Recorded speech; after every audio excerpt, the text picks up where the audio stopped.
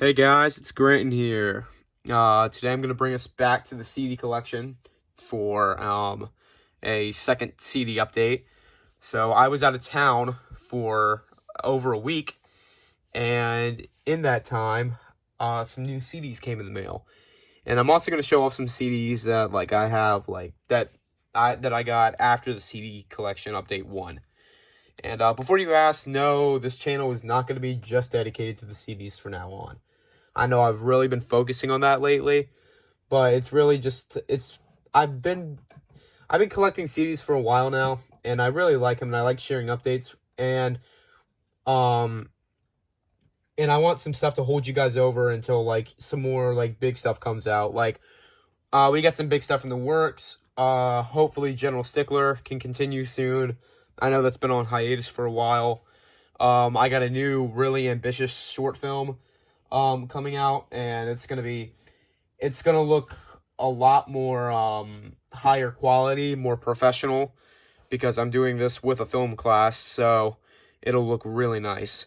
But yeah, I hope you guys stay tuned for that. But in the meantime, I'm just gonna hold you guys over with some CD stuff and talk about some music. So yeah, let's start with some of the CDs that I've gotten. So the first one is Hatebreeder by Children of Bodom. This is an amazing album. I mean, really, you guys may remember in the last CD collection update, I briefly mentioned how this is my favorite Children of Bodom album, and in my opinion, the best Children of Bodom album. I just think it really defines their sound, you know. A lot of the tracks on here are legendary. Of course, Downfall and Bed of Razors, but there's also some underrated ones like Towards Dead End and Silent Night, Bodom Night. So it's really cool. And funny story about this album cover. So I actually got a spot as for a theater program as the leader of lights. Because in the interview, they asked me what light ideas I had, and the play was for A Midsummer Night's Dream.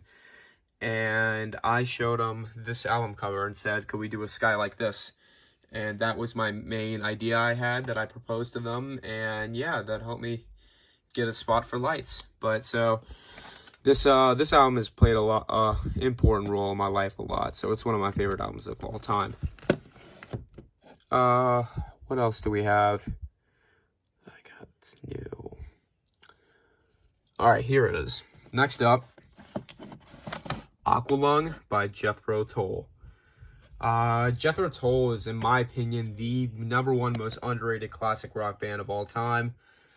Yeah, they're really experimental in terms of genres. You know, they can be under prog rock, folk rock, blues rock. Some of their stuff even sounds country. And yeah, they experiment with a lot of jazz elements. Obviously, Ian Anderson is a very skilled flute player. But yeah, I think this is definitely their best album. Aqualung's obviously a classic. And then Cross-Eyed Mary's great. And then yeah, of course, Locomotive Breath. And I think the songwriting on all these songs is amazing. The album cover is great. And yeah, I think Jethro Tull is definitely one of the most innovative bands. They're definitely not afraid to stick out and do their own thing. And a lot of their albums Thick as a Brick are really good as well, but I had to get Aqualung just because this album is amazing. And the next one is Significant Other by Limp Bizkit. I do not like Limp Bizkit at all. I literally despise them. But it's still funny to listen to them, just to, pick on them a bit. So, yeah, I mean, I found it, my dad, used to have this CD, and so I could only find, the disc was his, so I decided to, buy the case and display it on my shelf. So, yeah, it's a pretty funny album. I mean, the music's great, but I don't know, Fred Durst's vocals and oh gosh, the lyrics, I just can't get behind. But, I mean, the guitarist is good. It's just, I don't know. I don't know. Never been a huge Limp Bizkit fan. but I really like making fun of their stuff, and I think you can get some ironic enjoyment out of it. It's kind of like the Room of metal music. So, yeah, that's why I got this album. It's kind of like, yeah, Tommy Wiseau's The Room. That's basically the best analogy I can think of. Alright, next one is Countdown to Extinction by Megadeth. I knew I wanted to get another Megadeth album, but I didn't know which one I wanted. I was debating on whether I should have gotten Peace Sells or Countdown to Extinction, and I went with Countdown, and I'm glad I did, because the main reason I went with it is because this is definitely the most nostalgic Megadeth album for me. Symphony of Destruction was one of the songs that got me into metal. Skin on My Teeth, and what's the other one? What's it called? Sweating Bullets. Those two songs really got me into Megadeth as well. So yeah, this album really helped introduce me to metal. I work out to this album. So yeah, I have a lot of respect for it. I do want it to get Peace Sells eventually as well. The next one is the Misfits collection. My grandma actually gave this to me, which was very nice of her. So the Misfits is my favorite punk band of all time, my favorite punk rock band. They're really the band that really got me into punk rock. I mean, because I don't know, I was only really introduced to like pop punk, like, you know, Green Day and Sum 41, Blink-182, stuff like that. And back in the day, I wasn't a huge fan of that stuff. Obviously, I am now. I'm trying to get all Killer No Filler, and I have a Green Day album. But yeah, at the time, I just wasn't really digging it. But then I got into Misfits, and that introduced me to Bad Brains and, you know, Black Flag. What are some other ones? Descendants, Sex Pistols, all the old school punk bands. And yeah, I owe that to Misfits.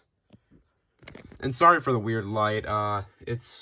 You can see my ceiling light reflecting off the jewel case, so I apologize for that.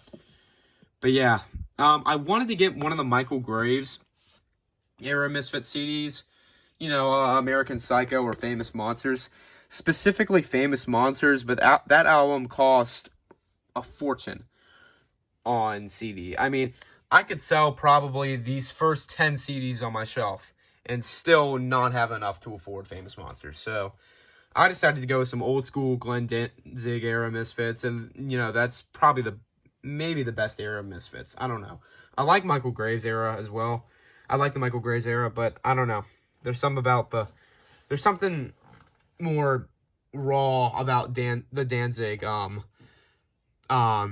Something more like, you know, raw and edgy about it. But so yeah, I'm glad I got this.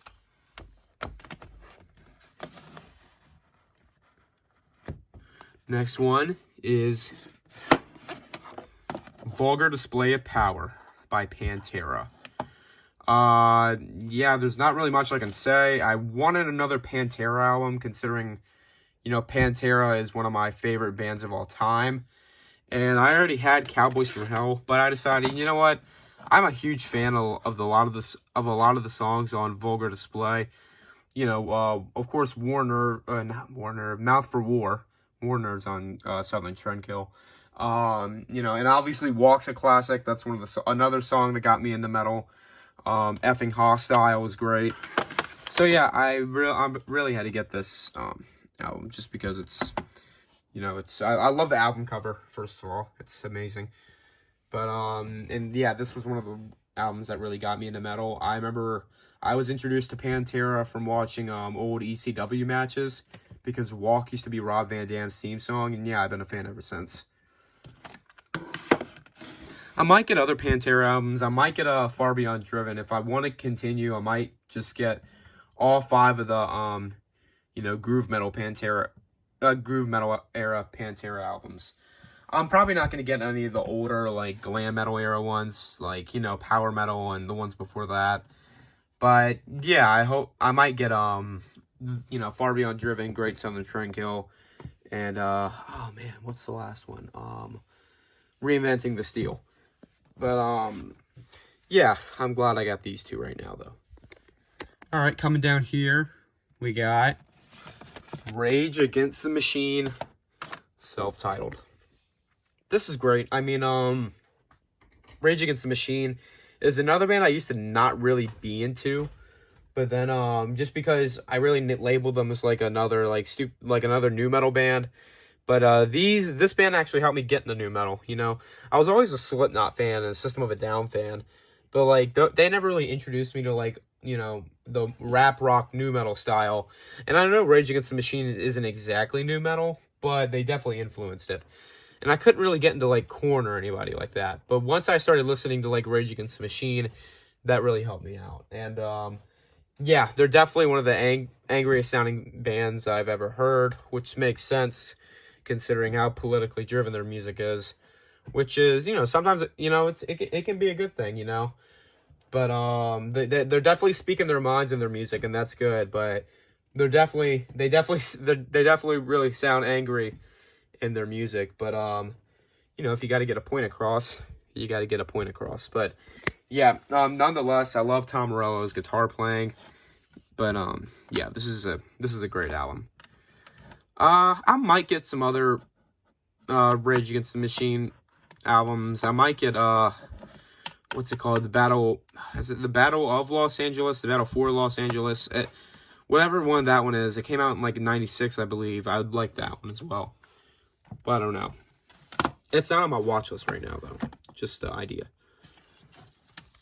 Next one is Dawn of Victory by Rhapsody of Fire. But at the time, they were just known as Rhapsody. This is a wonderful album. Definitely one of the best power metal albums of all time. I really wanted a Rhapsody album, considering, like, as far as power metal goes, I have a lot of the heavy hitters, I mean, right now. I mean, I got Blind Guardian, I got Dragon Force, I got Lost Horizon, freaking Sonata Arctica, Stradivarius, Halloween, of course, but, you know, I never could find a good Rhapsody album, considering a lot of Rhapsody's albums are really, really pricey. This album was extremely pricey on eBay. Symphony of Enchanted Lands is another album I would love to get, but dang, I seem to go for $90. But yeah, I found this for under $10 on Discogs, and it was like the deal of a lifetime. I mean, I'm never gonna find a deal like this again. It's in wonderful shape, and yeah, it's great. I probably would not have been able to find this if not for that Discogs sale. But yeah, or the Discogs listing, I mean. But yeah, this is definitely a great album, and this has some great tracks on it. I mean, Rhapsody of Fire might be in my top 10 favorite bands of all time, maybe top 20. But yeah, they're absolutely wonderful. All right, next up we have Hellbilly Deluxe by Rob Zombie. Rob Zombie is great. He's another one of the artists that really got me into metal. Rob Zombie's definitely one of the most one of my biggest inspirations, just because, you know, I want to do multiple stuff in the future. I hope to, you know, direct movies, write books, and play in my band. Well, you know, Rob Zombie, he directs movies. He's a comic book writer, and he plays in in a band, obviously his band. But yeah, he does a lot of stuff. He stays busy, and that's how I want to be. So yeah, but his music wise, it's wonderful. You know, this has a lot of great tracks on it. You know, obviously Dracula's great, Super Beast, Living Dead Girl, but yeah, there are a lot of good ones on here. A lot of people at my school like Rob Zombie, which is really cool. Alright, and the last one I'm going to be showing you guys today is Never Mind the Bollocks, Here's the Sex Pistols by Sex Pistols, obviously. I had the Misfits, but I really wanted an album that really represented, like, one of the founding fathers of punk rock. And, you know, Sex Pistols really helped create punk rock. I mean, I think if it weren't for them and the Ramones, I don't know what punk rock would look like today. But, yeah, this album's wonderful. It's a shame this was the only album Sex Pistols ever put out.